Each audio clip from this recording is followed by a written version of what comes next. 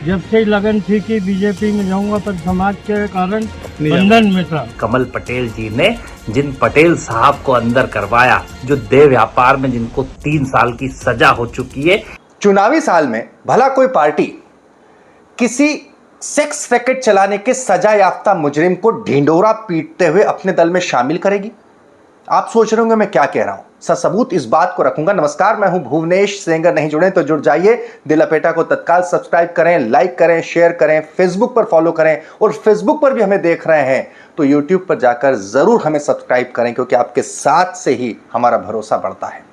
जी हां, अब यह तस्वीर देखिए जरा।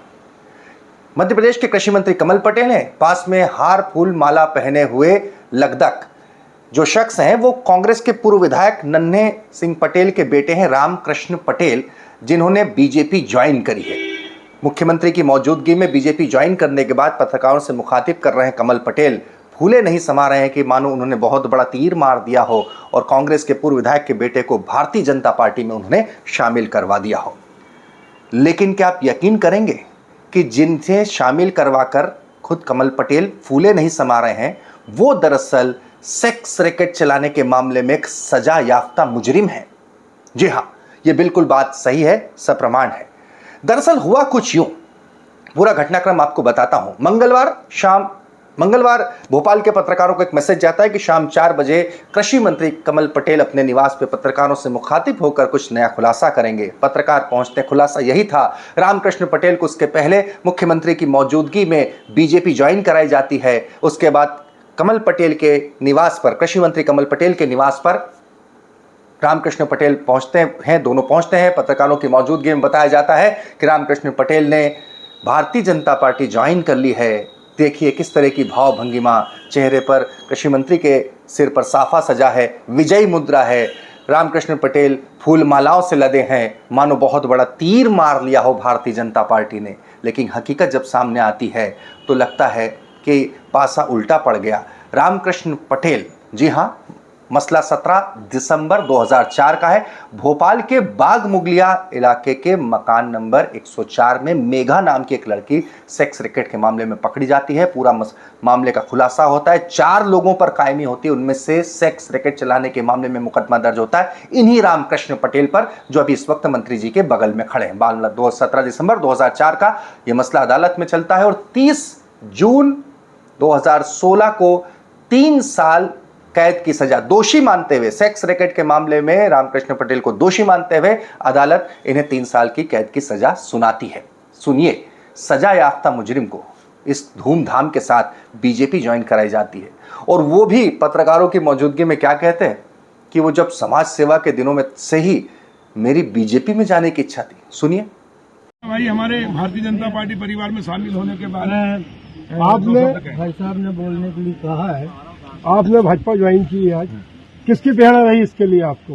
और क्या आपको लगा कि आपने भाजपा में आज, आप हमेशा कांग्रेस थे, आज भाजपा की ओर आए जो? अध्यक्ष मेरा, उसके पहले जब भाई साहब आए, जब से लगन थी कि बीजेपी में जाऊंगा पर समाज के कारण बंधन में था, इसलिए मैं राजनीति से न तो कांग्रेस और न बीजेपी से जुड़ पाया।